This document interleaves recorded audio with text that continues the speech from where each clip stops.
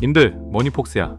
오늘은 진짜 심각한 이야기를 좀 해보려고 해. 지금 전 세계 주식시장, 특히 실리콘밸리가 발칵 뒤집혔거든. 그 중심에는 엔트로픽이라는 회사가 있어. 아마 님들도 클로드라는 AI 이름은 한 번쯤 들어봤을 거야. 그런데 이 회사가 단순한 챗봇 회사가 아니라는 게 최근에 증명됐어. 단 하루 만에 전 세계 소프트웨어 기업들의 시가총액을 수조 원씩 날려버린 주범. 바로 엔트로픽에 대해 아주 낱낱이 파헤쳐줄게. 오늘 영상 길지만 끝까지 봐줘. 왜냐면 님들의 계좌를 지키는 법, 그리고 이 대혼란 속에서 노다지를 캐는 법을 다 담았으니까. 먼저 엔트로픽이라는 녀석들이 누군지부터 제대로 알고 가자. 얘네는 사실 오픈 AI의 배신자들이라고 불리기도 해. 2021년에 오픈 AI의 핵심 중에 핵심이었던 다리오 아모데이와 다니엘라 아모데이, 만메가 동료 연구원들을 우르르 데리고 나와서 만든 회사거든. 왜 나왔을까?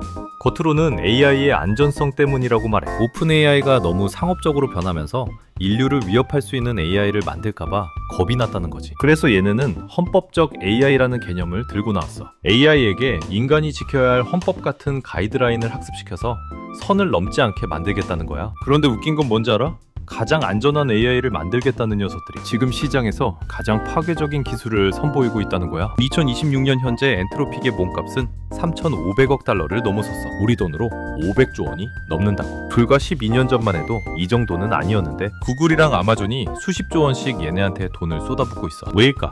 단순히 챗GPT보다 똑똑해서? 아니, 그 이상의 무언가가 있기 때문이야. 자, 이제 님들이 제일 궁금해할 핵심 질문으로 넘어가 보자. 왜 엔트로픽이 잘 나가던 소프트웨어 기업들에게 재앙이라고 불리는 걸까? 사람들은 이걸 사스포칼립스라고 SaaS, 그러니까 우리가 돈 내고 쓰는 소프트웨어 서비스들의 종말이라는 뜻이지. 지금까지의 AI는 사실 우리가 시키는 말에 대답만 하는 비서 수준이었어. 엑셀 함수 물어보고 이메일 초안 써달라고 하고. 그런데 엔트로픽이 지난달에 공개한 컴퓨터 유즈라는 기능이 모든 걸 바꿔버렸어. 이게 뭐냐면 AI가 진짜 사람처럼 컴퓨터를 직접 조작하는 거야. 마우스를 움직이고 클릭하고 타이핑하고 창을 열고 닫고 하는 모든 과정을 AI가 스스로 판단해서 해버려. 이게 왜 무섭냐고? 예를 들어볼게. 우리가 예전에는 고객 관리를 하려고 세일즈포스 같은 비싼 소프트웨어를 썼잖아. 거기 들어가서 데이터를 입력하고 리포트를 뽑고 하는 일들을 사람이 했지. 그런데 이제는 클로드한테 야, 이번 달 매출 보고서 만들어서 이메일로 팀장님한테 보내줘 라고 말만 하면 끝이야. 클로드가 알아서 세일즈포스 로그인하고 데이터 긁어 모아서 엑셀로 정리하고 이메일까지 다 보내버리거든. 여기서 더 무서운 건 뭔지 알아? 굳이 세일즈포스 같은 소프트웨어가 없어도 된다는 거야. AI가 깡통 컴퓨터에서도 데이터를 찾아서 직접 정리할 수 있게 되면 우리가 매달 수십만 원씩 내고 구독하던 그 비싼 툴들이 순식간에 쓰레기가 되는 거지. 엔트로픽은 단순히 질문에 답하는 챗봇이 아니라 소프트웨어 위에서 일하는 노동자를 만들고 있는 거야. 특히 법률이나 회계 분야는 지금 초비상이야. 엔트로픽이 내놓은 법률 자동화 에이전트를 봐봐. 수천 페이지의 계약서를 몇 초 만에 읽고 여기서 독소 조항이 뭔지, 우리 회사에 불리한 게 뭔지 쪽집게처럼 찾아내. 예전에는 톰슨 로이터나 릴렉스 같은 전문 소프트웨어를 써야 했거나 비싼 변호사를 써야 했던 일들이야. 그런데 이제는 클로드 플러그인 하나가 그 일을 더 정확하게, 그리고 껌값에 해버리는 거지. 이러니까 그동안 데이터 독점으로 먹고 살던 기업들의 주가가 하루아침에 10%씩, 20%씩 곤두박질 치는 거야. 이게 바로 경제적 해자의 붕괴야. 예전에는 기업들이 자기네 소프트웨어에 데이터를 가둬두고 고객들이 못 나가게 하는 잠금 효과로 돈을 벌었어. 그런데 AI 에이전트는 그 성벽을 그냥 날아서 넘어가 버려. 소프트웨어의 UI가 예쁘든 말든 기능이 많든 말든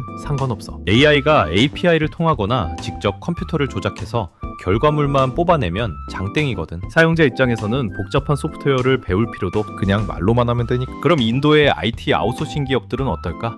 거기도 지금 난리도 아니야. 서구권 대기업들의 단순 코딩이나 백오피스 업무를 대신해주던 그 거대한 시장이 통째로 날아가게 생겼어. 엔트로픽의 AI 에이전트 하나가 신입사원 100명 몫을 하니까 굳이 인도에 일을 맡길 이유가 사라지는 거지. 이건 단순한 기술 발전이 아니라 전 세계 노동 구조와 산업 생태계를 완전히 재편하는 거대한 쓰나미야. 자, 그럼 님들, 이제 우리는 여기서 어떻게 돈을 벌어야 할지 냉정하게 따져보자. 머니폭스가 제안하는 투자 전략. 첫째, 엔트로픽은 비상장사지만 지름길은 있어. 엔트로픽의 가장 진심인 녀석들이 누구지? 바로 아마존과 구글이야. 특히 아마존을 주목해야 해. 아마존은 엔트로픽에 수십조 원을 투자했을 뿐만 아니라 자기네 클라우드 서비스인 AWS에서 엔트로픽의 모델을 가장 먼저 그리고 가장 안정적으로 돌릴 수 있게 협업하고 있어. 엔트로픽이 소프트웨어 시장을 잡아먹을수록 그 뒷배인 아마존의 인프라는 더 불티나게 팔릴 거야. 둘째, 가짜 AI 기업을 걸러내야 해. 지금 주식시장 보면 개나 소나 우리 AI 도입했어요 라고 광고하지?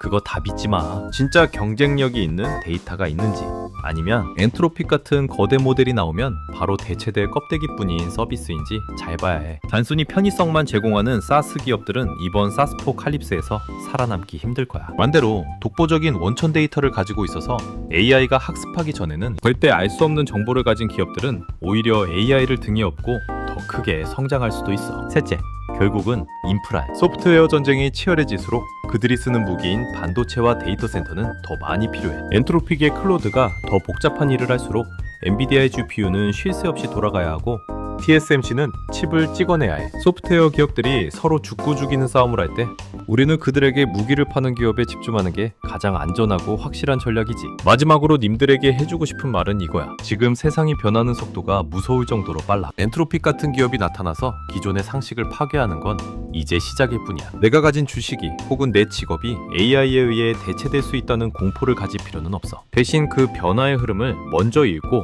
올라타는 지혜가 필요해. 엔트로픽이 왜 무서운지, 왜 소프트웨어 시장을 위협하는지 이제 좀 감이 오지? 오늘 머니폭스가 준비한 엔트로픽 심층 분석은 여기까지야. 내용이 좀 길었지만 이 정도는 알아야 지금 시장의 큰 그림을 볼 수 있어. 오늘 내용이 유익했다면 구독과 좋아요, 알림 설정까지 꼭 부탁해. 님들의 소중한 투자금 머니폭스가 끝까지 지켜줄게. 그럼 다음 영상에서 만나. 안녕.